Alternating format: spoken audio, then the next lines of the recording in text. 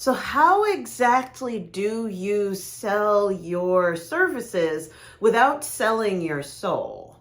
How do you get other people to understand how you can help, what value you bring to the table without taking advantage of them, and also without losing your humanity, right? Your heart and your art. How do you do that? How do you sell your services without selling your soul, without selling yourself?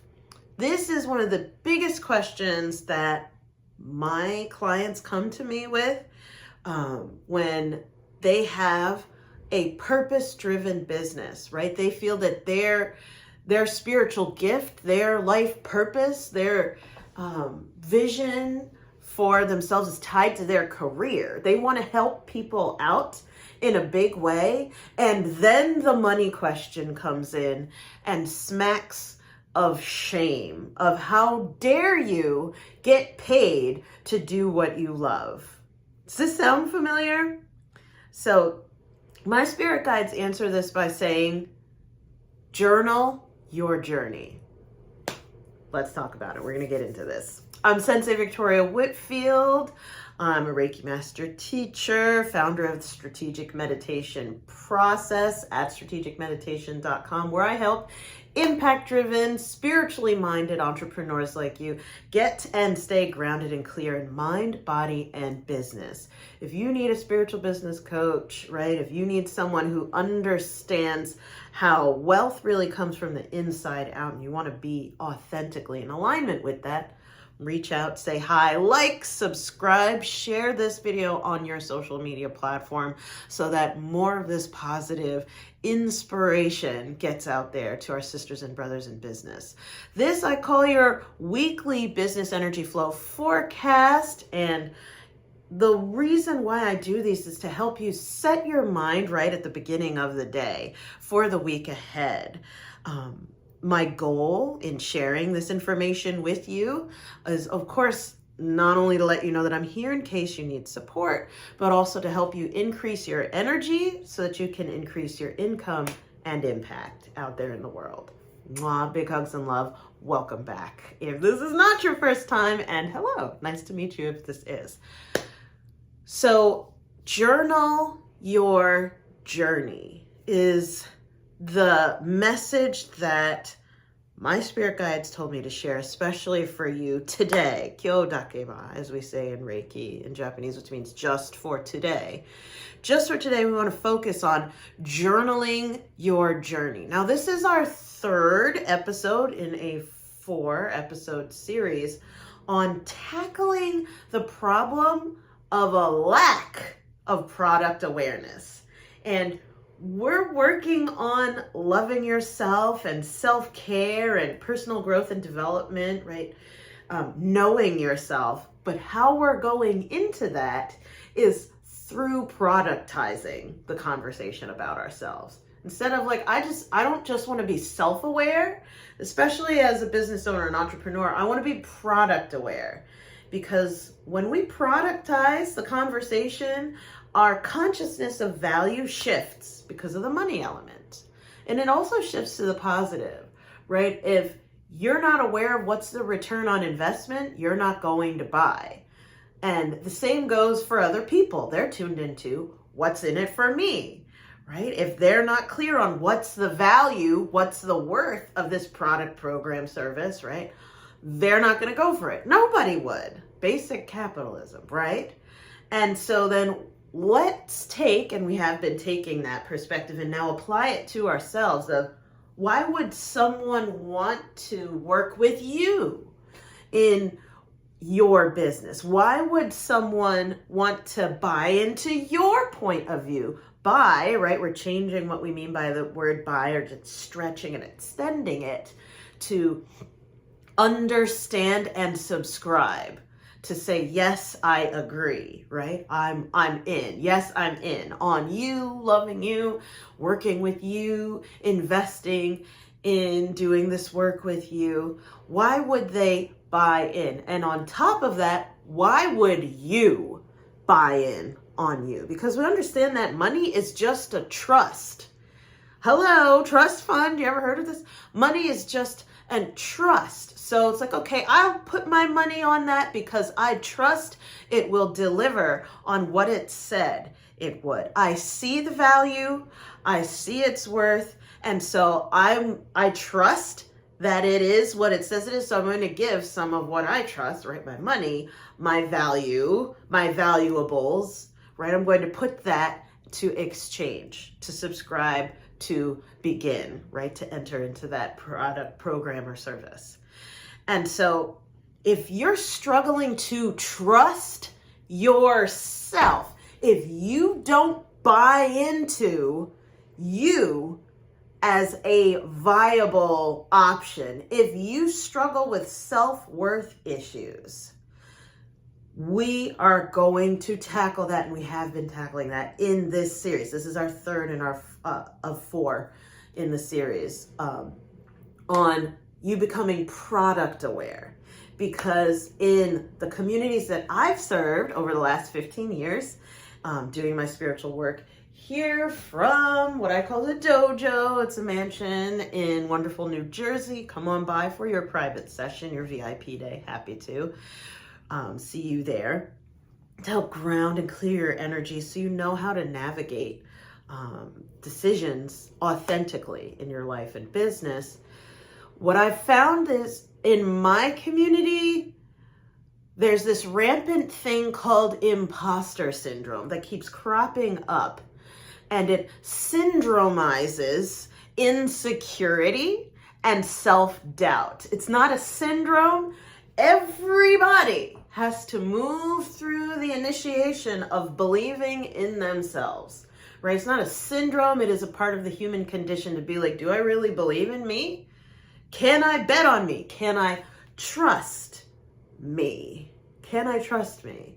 And so to tackle this complex conversation from a different route, instead of just talking about believe in yourself, no, productize yourself.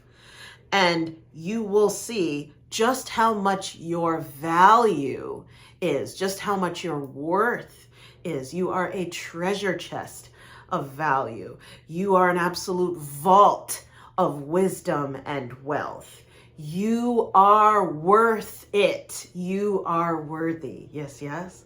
And so the third thing that my spirit guides wanted us to talk about on this 4-episode journey through this conversation is the need for you to journal your journey.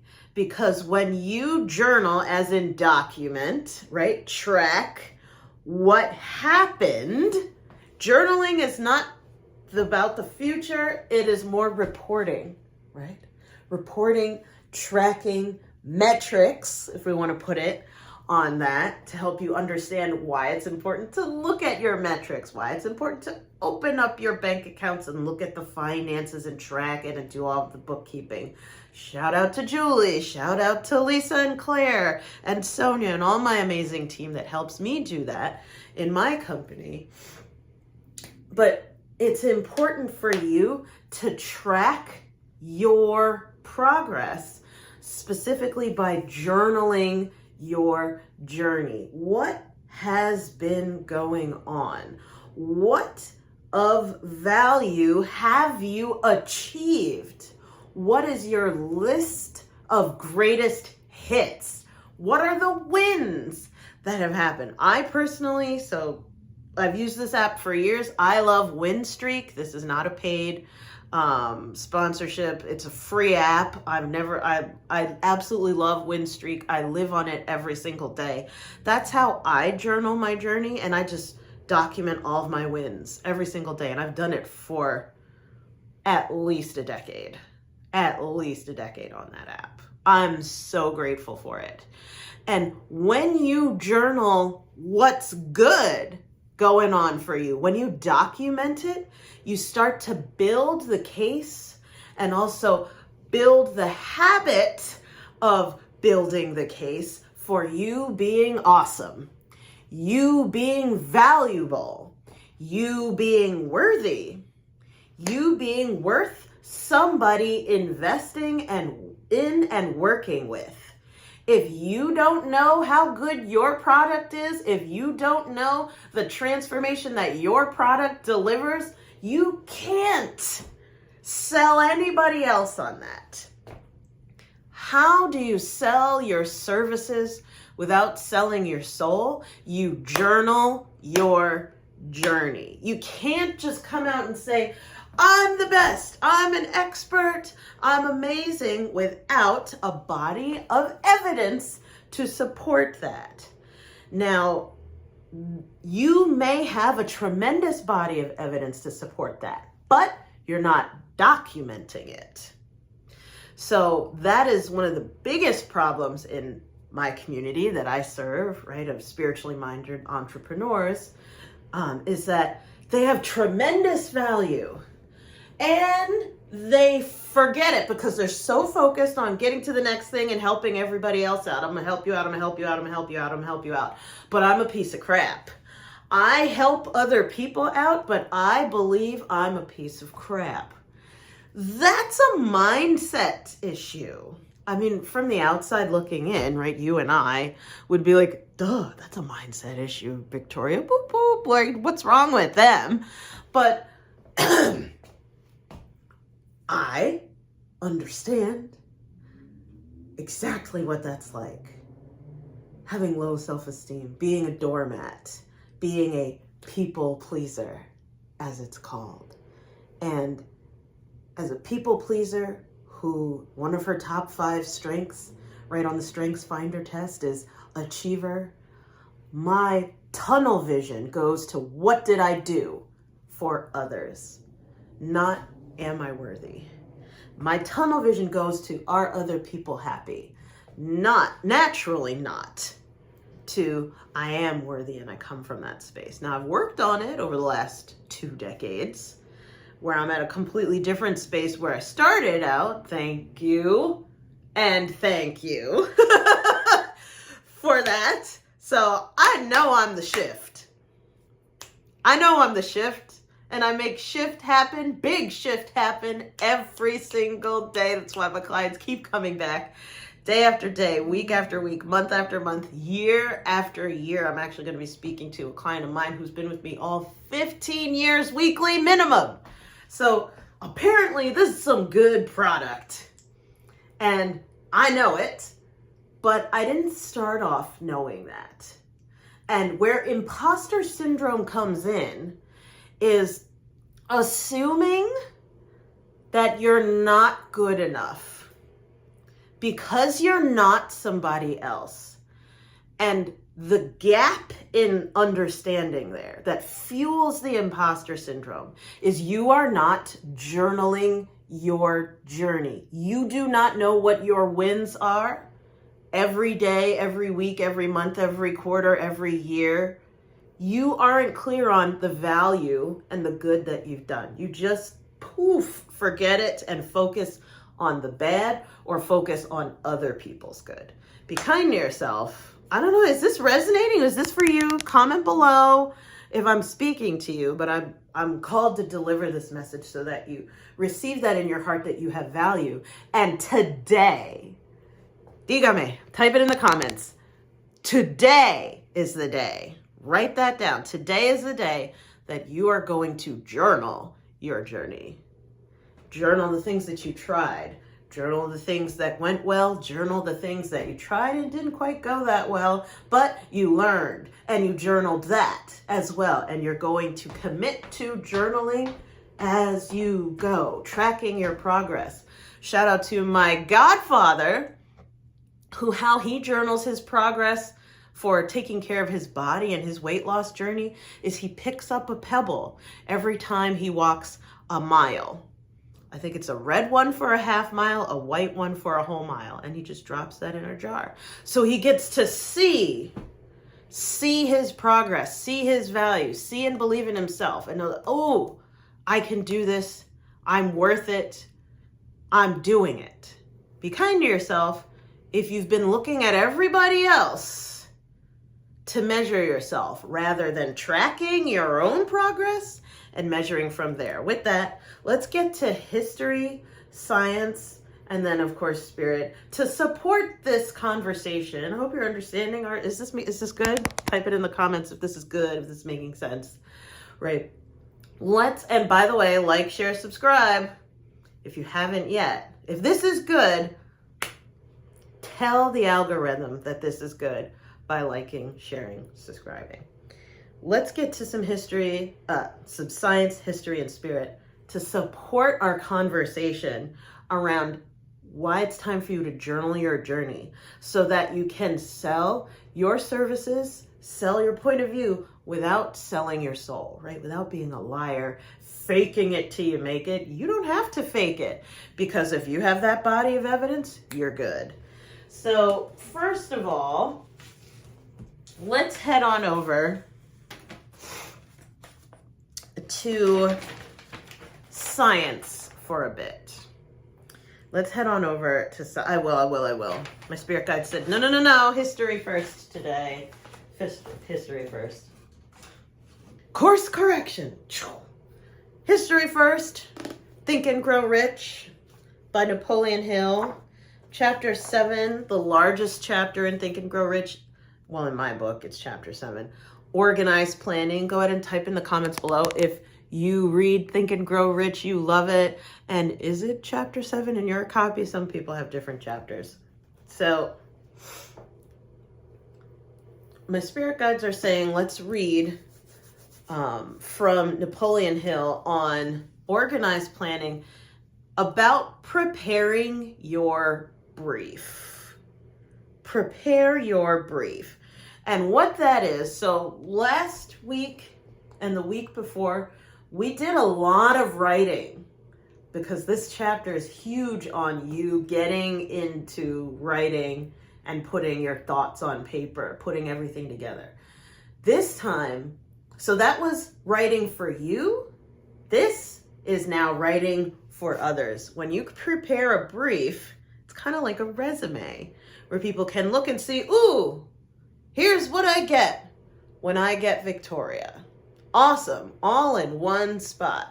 Rather than just taking Victoria's word on it at a face value. If I like her face, I'm gonna give her some money because, love that face.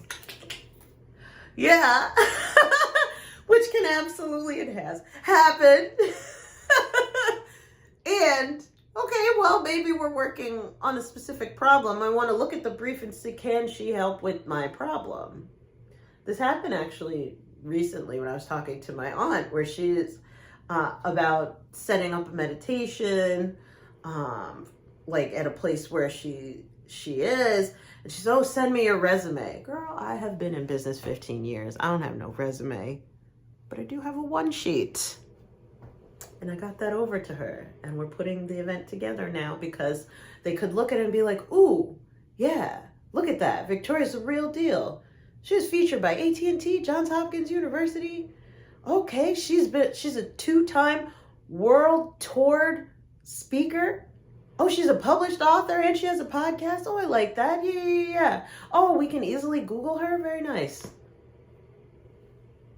Value in one spot. Information to be supplied in a written brief. This brief should be prepared as carefully as a lawyer would prepare the brief of a case to be tried in court. Unless the applicant is experienced in the preparation of such briefs, an expert should be consulted and his services enlisted for this purpose. Successful merchants employ men and women who understand the art and psychology of advertising to present the merits of their merchandise. I'm the merchandise, my business, my services are the merchandise. Got it. One who has personal services for sale should do the same. The following information should appear in the brief. 1. Education. State briefly but definitely what schooling you've had and in what subjects you specialize in school, giving the reasons for that specialization. 2. Experience. If you have had experience in connection with positions similar to the one that you seek, describe it fully, state names and addresses of former employers. 3. References. Practically every business firm desires to know all about the previous records, antecedents, etc. of prospective employees who seek positions of responsibility. Attach brief copies of letters from former employers, teachers under whom you've studied, prominent people whose judgment may be relied upon. 4, photograph of yourself. Attach to your brief a recent unmounted photograph of yourself so they know who are we hiring. There's nothing more frustrating than when I get a business card and it has no photo of the person on. I'm like, who? Put your face, just so that people know who they're talking to. You don't have to be hot. You just have to be you so they remember, oh yeah, that guy. Oh yeah, her. 5, apply for a specific position. Avoid application for a position without describing exactly what particular position you seek. Never apply for just a position. 6, state your qualifications for the particular position for which you apply. Give full details as to the reason you believe you are qualified for the particular position you seek. 7, offer to go to work on probation. This may appear to be a radical suggestion, but experience has proved that it seldom fails to win at least a trial. If you are sure of your qualifications, a trial is all you need, right? You go to the free sample lady. You can have this free sample, try before you buy. 8, knowledge of your prospective employer's business. Before applying for a position, do sufficient research in connection with the business to familiarize yourself thoroughly with that business and indicate in your brief the knowledge you have acquired in this field. Make it relevant to them. Remember that it is not the lawyer who knows the most law, but the one who best prepares his case is who wins. I'm going to read that again. It is not the lawyer who knows the most law, but the one who best prepares his case who wins. If your case is properly prepared and presented, your victory will have been more than half won at the outset. Tying this back to journaling your journey. Put it in paper, put it all in one document. If you can get it all on one side of one sheet of paper, what someone gets when they get you. In speaking, they call that a one sheet, right?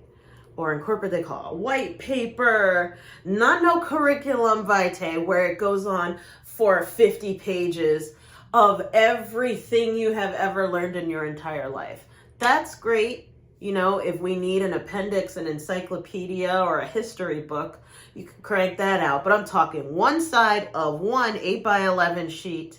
Boom. Here's what you'll get when you get Victoria, right? And if you want mine, go ahead and type one sheet in the comments below, and I'd be happy to send you mine as an example to follow.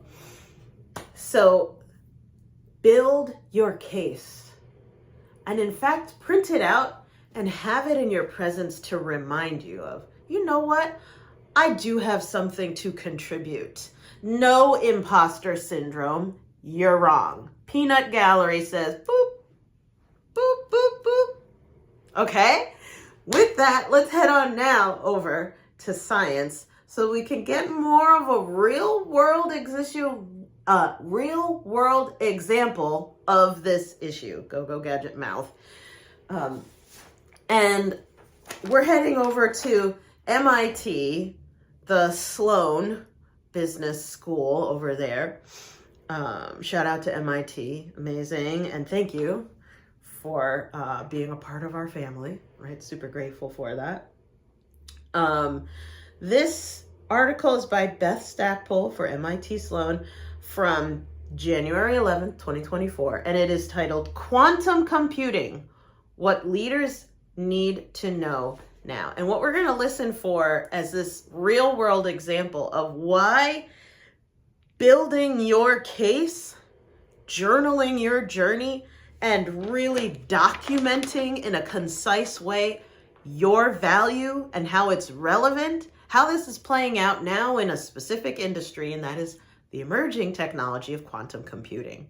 Quantum computing, we've been talking about each episode, right, in this 4-episode sprint conversation we're having around being product aware.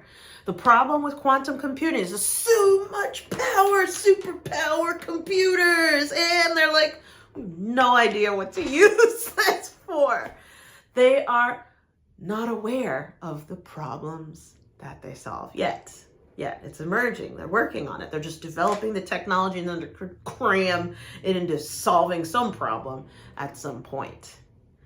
And we as individuals, right, as individual entrepreneurs and service providers, have a similar issue of like, okay, I have all this value, superpower, energy healer, amazing, talented, PhD of blah, blah, blah. And then the people on the other end are being like, so what does that have to do with me? WIIFM, what's in it for me? I digress. Reading from the article. Once obscure technologies can manifest in no time, creating a scramble for companies to figure out how to effectively leverage them for competitive advantage. Quantum computing, an innovation most can't define and still don't properly understand, might be the next obscure technology to have a seismic effect on business. Quantum computing applies the laws of quantum mechanics to simulate and solve complex problems that are too difficult for the current genre of classical computers. Side note, when we talked about this in the last episode, classical computers are computers that are not quantum, meaning all computers at this point are classical. Like, these quantum computers are so powerful, it's now officially made anything that's not a quantum computer considered classical. The same way you're listening to current music now, but if you talk about classic rock or classical music, it seems like from a bygone era, far away. Unpause. The current field of quantum computers isn't quite ready for the prime time. McKinsey has estimated about 5,000 quantum computers will be operational by 2030, but that the hardware and software necessary for handling the most complex problems won't be available until 2035 or later. Yet organizations need to start thinking now about where they might leverage the technology to solve real-world business problems. When quantum will be useful. The crux of the framework in the research paper, The Quantum Tortoise and the Classical Hare, is the fact that classical computers, the hare, which is the rabbit, generally operate faster than quantum computers, the tortoise, but require more steps, right? More steps to accomplish a task which the researchers liken to following an inefficient path from point A to point B. Whereas, right, if the tortoise takes one step, it is the one right step. It may take a while. He's like, I'm gonna win. And he'll get there faster than the hare because the hare's like, I'm doing this, and I'm doing this, and I'm doing this, and I'm doing this, and completely forget about a race at all going on, right?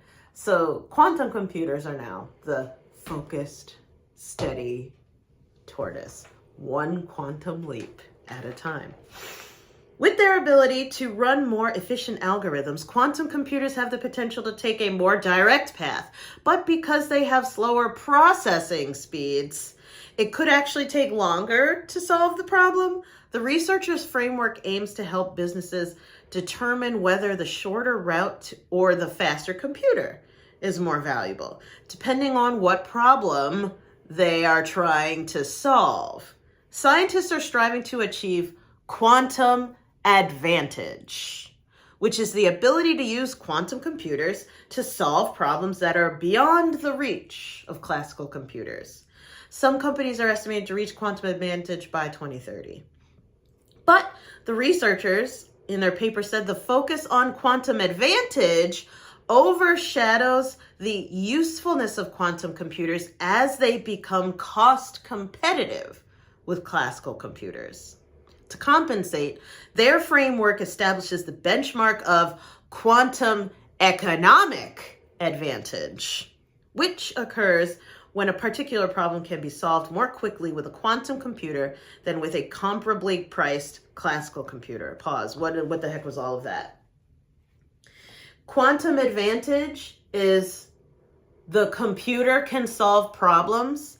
Quantum economic advantage is the quantum computer can solve problems faster and cheaper than another computer. And so that would cause people to take their money from regular computers and put it onto a quantum computer. Does that make sense? Yeah, unpause.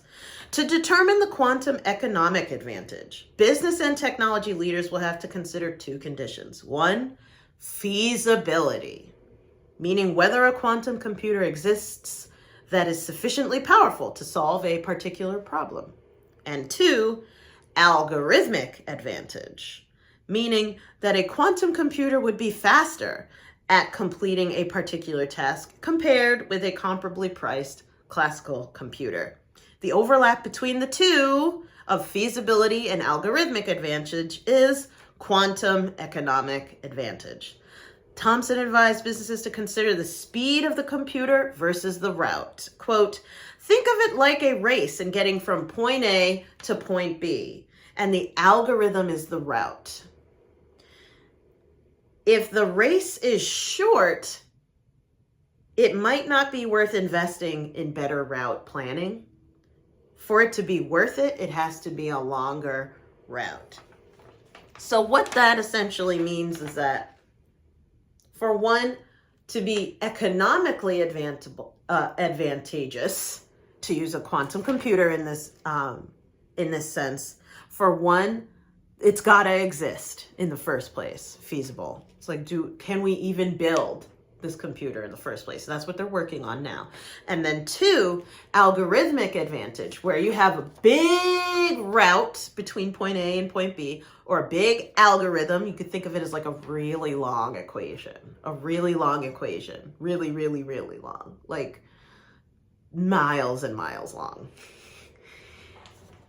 Where, okay, it's a long enough equation that we need to solve, and this computer can do it. Okay, this computer can do it, and faster than a regular one, sold. That's what creates quantum economic advantage. Bringing this back to journaling your journey. People are not going to buy unless they get it.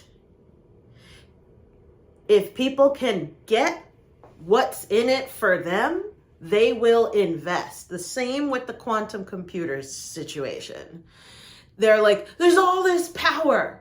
We want to have the quantum advantage just so you can have a badge, say, powered by quantum. But we don't know what we're using. We just spent a lot of money to have more power for no reason. No one's going to do that unless they're an idiot. And there are some people who are dumb with their money. And what we see most people are going to do is they're going to invest when they see what's in it for them. The quantum economic advantage of like, okay, I have a problem that's really, really big. This can solve it super duper fast than anything else. I can solve a big problem in record time. Take my money. Absolutely. Great. Finally. Right? So like in other articles, they've given examples of like a big problem, such as calculating the size of black holes, right? Or modeling seemingly erratic movement of electrons at the subatomic level, like being able to do that, super powered, super sensitive computers, quantum computers can do, whereas our current can't.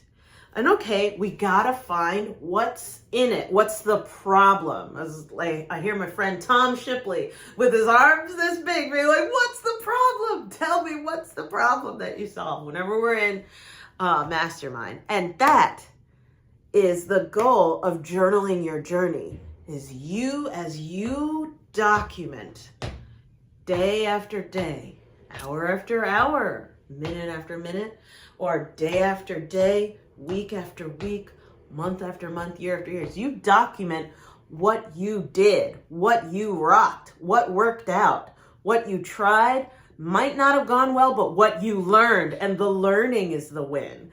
As you document that, you are journaling and building, as Napoleon Hill would say, your case, as if you were a lawyer presenting the case for buy this program, buy into working with Victoria, buy into working with Julie, with Andrea, buy into working with this person, because boom, boom, boom, boom, boom, boom, boom, boom, boom. You're building your case so that the other person can see what's in it for them. Now, you got some homework to do, right? To put it all together, especially in one sheet, one side of one page, so that you can present, aha, here's the value. Here's the offer. Here's what I can do. Here's what I can do for you. What's going to help you get into that and get on with it is shifting your state first and always with a strategic meditation. Because I can tell you all of this, yada, yada, yada. But if you don't actually feel like doing it, you're not going to do it. That's where strategic meditation comes in. We're going to shift your state so that you can come into alignment with completely following through with the task, one thing to completion, right? But we got to make sure that we tackle what matters most, and that is how you feel. If you don't feel like doing it, you're not going to do it. So let's solve that problem with the strategic meditation of the week. Shout out to our members on SKOOL.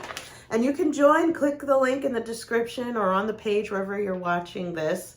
That says skool.com/Be Visionary Movement, all one word, and SKOOL is spelled with a K, SKOOL.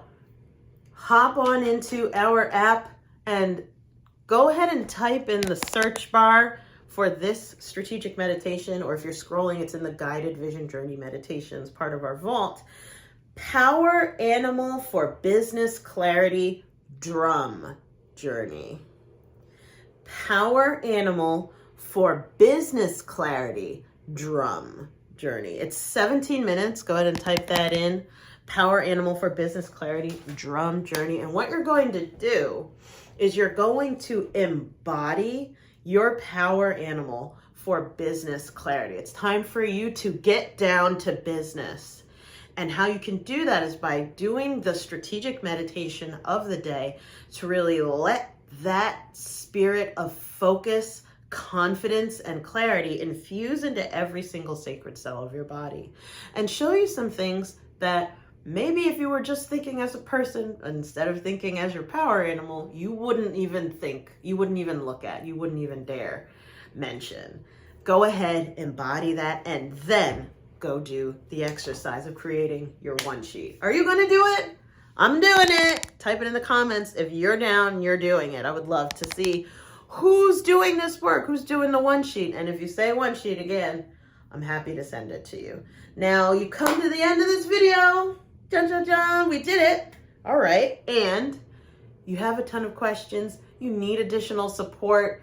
You got a bone to pick with me. And, you know, you could just hide in the comments or hide in an email, but no, you really want to have a heart-to-heart with me, or you absolutely love this and you just want to gush and tell me how much this means to you, and someone that you think I should speak to, hop on my calendar, right? Go to talkwithvictoria.com so we could set that up, and I'm happy to hear what you have to say or meet whoever you would like for me to meet or help solve problems. I know that I have a big network, and so if it isn't me, I'm happy to refer you to someone who I know who can help with your situation. Remember, you do not have to lose your glow as you grow in life and business. Mwah. Sending you so much love. I'll see you next week. Bye for now.